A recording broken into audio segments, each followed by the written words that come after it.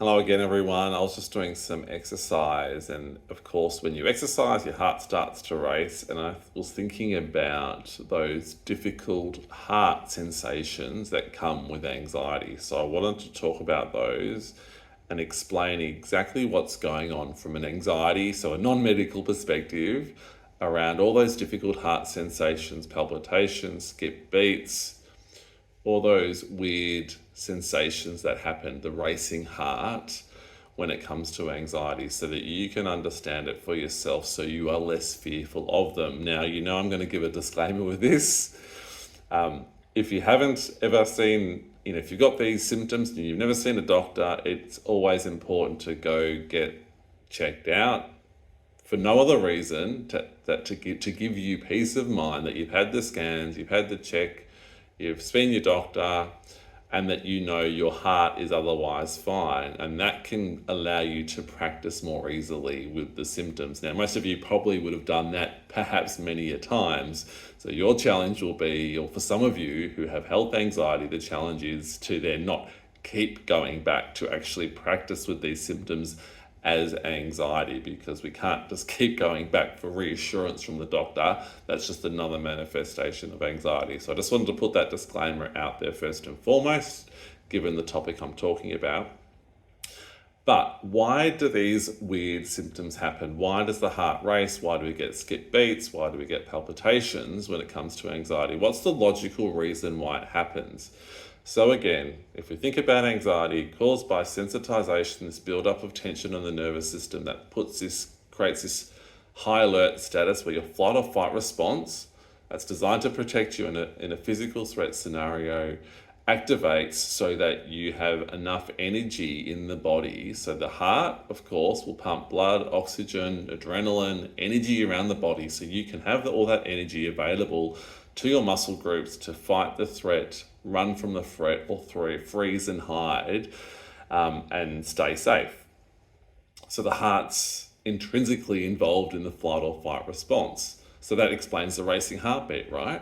Obviously, the racing heart, when I was exercising, and that's all that's doing is when your heart is racing, it's exercising. It's racing really fast. The heart can go a lot faster than you think and still be fine, in order to get me to where I want to go, to win the race, to play tennis, to go for a run, whatever it might be. So it's normal for the heart to race. It's disturbing when it happens, when you're in bed, a thought pops into your mind and the heart takes off. The same if you're just at work and a memory, a smell, a trigger, something that you didn't even know, you weren't expecting it, and suddenly the heart starts to take off. So the heart racing is just a form of exercise that your heart is getting, that it's designed to do, but it's out of context in the sense that we know your flight or fight's taking off because it's sensitized, so that makes sense, but it's unpleasant because you're just sitting there. So, and you have no outlet for the energy. If it happened when there was a vicious dog chasing you in the street, it would make sense to you. You want the heart to race to give you all the energy you need to run away from the threat. So you're not going to be worried about that scenario. The trick for us is to use all the methods, tools, and practices to allow you to allow that racing heartbeat to do what it needs to do, because it's just adrenaline, it's just this overactive flight or fight response, highly unpleasant, not serious.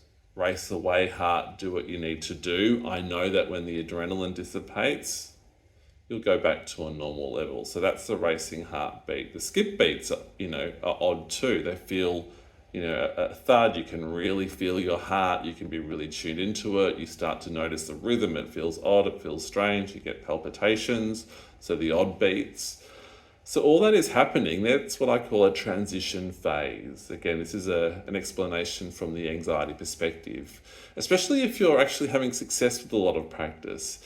Your nervous system's coming down, you're starting to allow more. So the heart's trying to sort of crank up into flight or fight mode to start to race, to give you all the energy you need. But then you're allowing, and it sort of stops it. So it's not fully going into race mode. It's this transition phase. And so it might try and kick in every now and then. It might be a memory, a smell. It might be for, half a day. It might be, often throughout most days at times. But this is just the heart trying to match this overactive flight or fight response. It's just trying to kick into gear. Sometimes it does, and then sometimes it doesn't. And it's sort of trying it out every now and then just to keep you in alert status. Remember, this is a learned habit. It's a learned program, the anxiety program. So it's just doing what it does to try and protect you. And that's what the heart is doing. When you have these weird skip beats, these will palpitations, it's trying to get into gear and then it stops. And you think, well, gee, something must be more serious. That's odd, that's weird, it's not a steady, consistent beat, and we get all panicky about it. But that's all that's happening. It's trying to kick in and then it slows down, kick in, slows down, and then some odd beat sequences happen, a missed beat here and there, and it feels odd. And then you start to tune into it and you notice all sorts of variations. The heart rate is not always perfectly consistent anyway, but when we tune into it, we start to notice it more, and then we add second fear. We get lost, about all these difficult symptoms. It was one of my worst symptoms. I had it all the time and it was difficult. But once I understood that my heart is strong, it's designed to race, it's designed to exercise, it's designed to be activated in the flight or fight response, I knew that I was okay. And it was all about practicing, and I knew that relief would come the more I allowed it, the paradox.